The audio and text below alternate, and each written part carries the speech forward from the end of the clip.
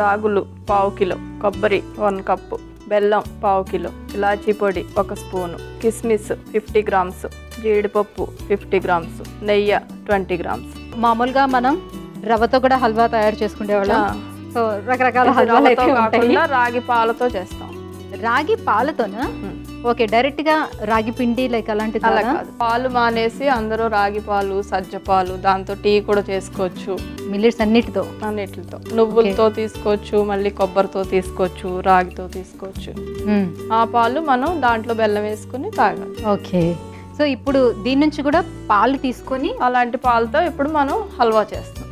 Okay, so making process ఏంటైతే రాగుల్ని రాత్రి అంతా నానబెట్టాలి. ఇప్పుడు పావు కిలో రాగులు తీసుకున్నాం కాబట్టి 1 లీటర్ పైనే నీళ్లు పోసి దీన్ని నానబెట్టుకోవాలి. పొద్దున్న ఆ నీటితో పాటు మిక్సీ పట్టుకోవాలి. మిక్సీ పట్టించిన తర్వాత గట్టిగా పిండేస్తే రాగి పాలు వస్తాయంట. ఆ పాలతో ఇప్పుడు మనం ఒక పక్కన పెట్టుకొని దాంట్లో కొబ్బరి కలిపి ప్రాసెస్ స్టార్ట్ చేద్దాం. అంతేనా? పాలు కొబ్బరితోనేనా? పాలు, కొబ్బరి, బెల్లం, డ్రై ఫ్రూట్స్ ఉన్నాయి, నెయ్యి ఉంది దీంట్లో అన్ని. ఓకే, సో ఎలాంటి పిండి పదార్థాలు లైక్ ఏం ఆల్రెడీ మీకు రాగుల గురించి తెలిసే ఉంటుంది మొత్తం అందరికి. కాల్షియం డెఫిషియన్సీ ఉన్న వాళ్ళందరినీ రాగులు వాడమంటారు. స్పెషల్గా లేడీస్కి చాలా మంచిది రాగి. జావ తాగిన ఎలా తిన్నా ఐరన్ కూడా ఎక్కువ ఉంటుంది. సో రాగి పాలు ఎలా ఉంటాయి ఇప్పుడు మీరు చేసి చూపించలేదని అనుకుంటారు. ఇప్పుడు నేను చెప్పాను కదా, ఇలా కనిపిస్తుంది. సో రాగులు నైట్ అంతా కూడా నానబెట్టేసి పొద్దున్న లేచిన తర్వాత మనం మిక్సీ పట్టించేసుకొని దాన్ని పిండితే మంచిగా పాలు వస్తుంది. ఆ పాల్లోనే మనం ఏదైతే తురుముకొని పెట్టుకుంటామో కొబ్బరి, దాన్ని కూడా మిక్స్ చేసేసుకుంటాము. సో అది టోటల్గా ఇలా తయారవుతుంది అనమాట. సో దీంతో ఇప్పుడు మనం హల్వా తయారు చేసుకుంటున్నాం. స్టవ్ ఆన్ చేసుకోమంటారా? Stove on. కొంచెం బాండి వేడెక్కిన తర్వాత నెయ్యి.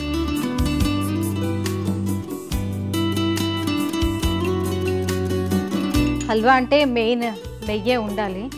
కంప్లీట్గా నేతిలో మునుగుతున్నట్టుగా ఉండాలి అది. అప్పుడు మనకు కట్ చేసుకోవడానికి కూడా చాలా బాగా వస్తుంది. ఇది కొంచెం వేడెక్కిన తర్వాత మనం జీడిపప్పు కొంచెం, తర్వాత డ్రెస్సింగ్ కోసం ఉంచుకోవాలి అది.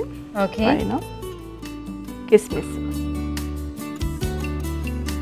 ప్రస్తుతానికైతే మనం జీడిపప్పు, కిస్మిస్లు తీసుకున్నాము. కానీ డ్రై ఫ్రూట్స్ ఏదైనా, ఎవరికి ఏది నచ్చితే ఆ డ్రై ఫ్రూట్స్ తీసుకోవచ్చు. చక్కగా ఇట్లా మనం నేతిలో వేయించుకోవాలి. ఇప్పుడు రాగులు మనం పిండితే దాని నుంచి మిల్క్ వస్తుంది కదా, ఆ పిండినప్పుడు ఏదైతే ముద్ద ఉండిపోతుందో దాన్ని కూడా యూజ్ చేసుకుంటామా? అది వేస్ట్. ఓకే, ఒకసారి తీసిన తర్వాత మళ్ళీ కొంచెం వాటర్ పోసి మళ్ళీ తీసుకోవచ్చు. ఓకే, ఇవి వేగిపోయినాయి. దీంట్లో బెల్లం వేస్తాం.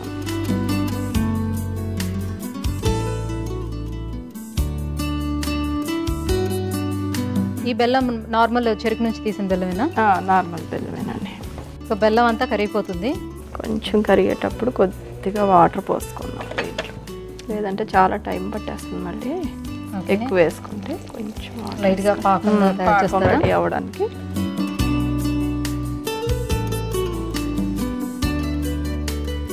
లేత పాకం, మరి ఎక్కువసేపు కాదు, కొంచెం అంత కరిగేటప్పటికి.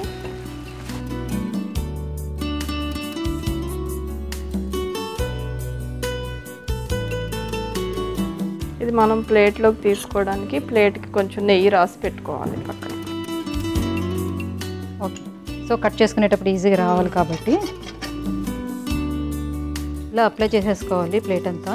అప్పుడు వేడివేడిగా మనం తయారు చేసుకున్న హల్వాని దీంట్లో వేస్తే తర్వాత కట్ చేసి తీసేటప్పుడు ఈజీగా వస్తుంది. కాబట్టి మొత్తం అంతా నెయ్యి అప్లై చేసేసుకుంటాం. సో పాకం పలచగా ఉండాలి.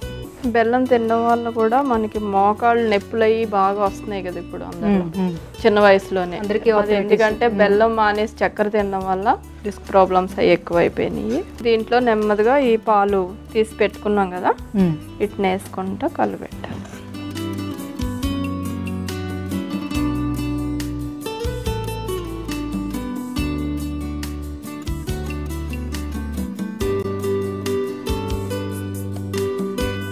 మనం మైసూర్ పాకు పెట్టినప్పుడు ఎలా తిప్పుకుంటూ ఉంటాం కదా, దగ్గరికి వచ్చేటట్టు అలా కొంచెం దగ్గరికి వచ్చేలాగా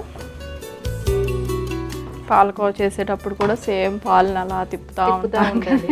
అది దగ్గర పడేంత వరకు ఉండాలి.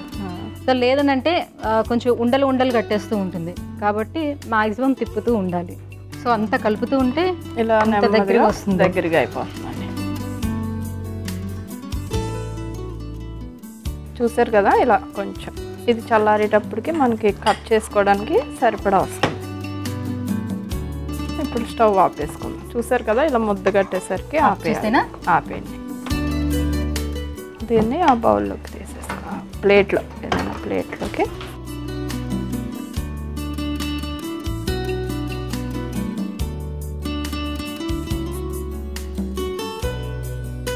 ఇలా మనం ముక్కలు కోయడానికి వీలుగా ప్లేట్ అంతా స్ప్రెడ్ చేసేసుకోవాలి.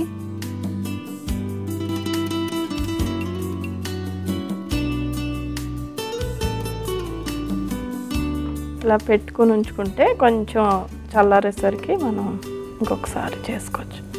సో కొంచెం మెత్తగా ఉండేటప్పుడే చాక్ తోటి మనం కట్ చేసి అలా పెట్టుకున్నామంటే కొంచెం స్టిఫ్గా అయ్యేటప్పుడు ఈజీగా రిమూవ్ చేసుకోవడానికి, అంటే డిమోల్డ్ చేసుకోవడానికి చాలా ఈజీగా ఉంటుంది. అందుకే ముందే పెట్టేసుకుంటున్నాం మనం నాట్స్.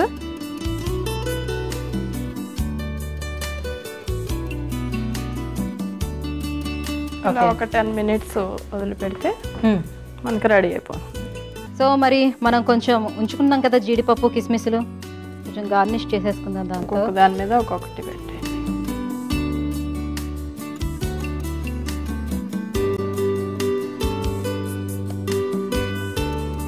కిస్మిస్ కూడా అలాగే గార్నిష్ చేసుకుందాం.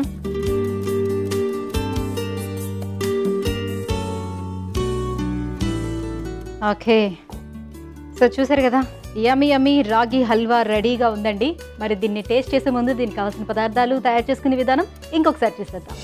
రాగి హల్వాకి కావాల్సిన పదార్థాలు: రాగులు, నెయ్యి, కిస్మిస్, జీడిపప్పు, కొబ్బరి తురుము, బెల్లం, యాలకుల పొడి.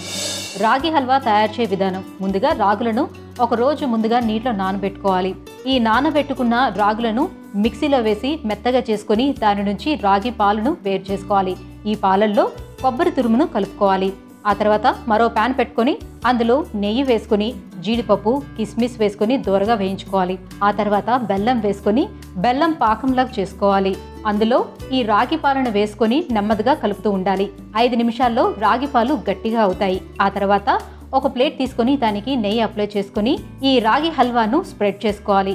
5 నిమిషాల పాటు ఆగితే రుచికరమైన రాగి హల్వా రెడీ.